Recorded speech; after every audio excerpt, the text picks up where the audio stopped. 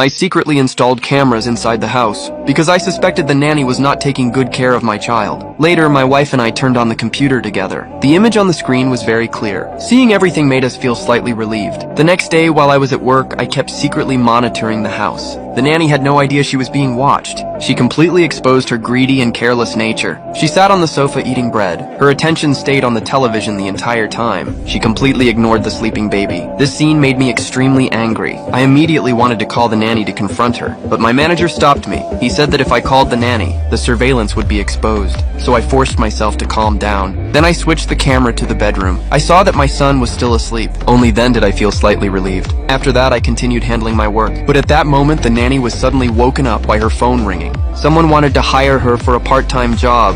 The pay was $50 per hour. When she heard the price, she immediately agreed. After that, she quietly walked toward the bedroom. She saw that the child was still sleeping. Then she left the house. She was afraid of waking the child and losing this chance to make money. Before leaving, she finished the remaining milk. Then she cleaned up the trash on the table. After that, she left. Not long after the nanny left, my child suddenly woke up. He began crying loudly. At that moment, I had just finished a meeting. I finally had the chance to check the camera again. On the screen, I saw my son crying desperately in the crib, and the nanny was already gone. I panicked instantly, so I immediately called my wife. After hearing the news, my wife was extremely worried. She immediately called the nanny, but the nanny phone was already turned off. My wife reported this situation to me, so I immediately stood up and prepared to rush home. But on the way, my car was rear-ended. I could not return home immediately. An angry Lisa immediately called her sister, after understanding the situation. Her sister got into a car and headed home. She also asked her daughter to search online for a locksmith. At the same time, she called 911 for help. Not long after, the police and Lisa's sister arrived at the house together.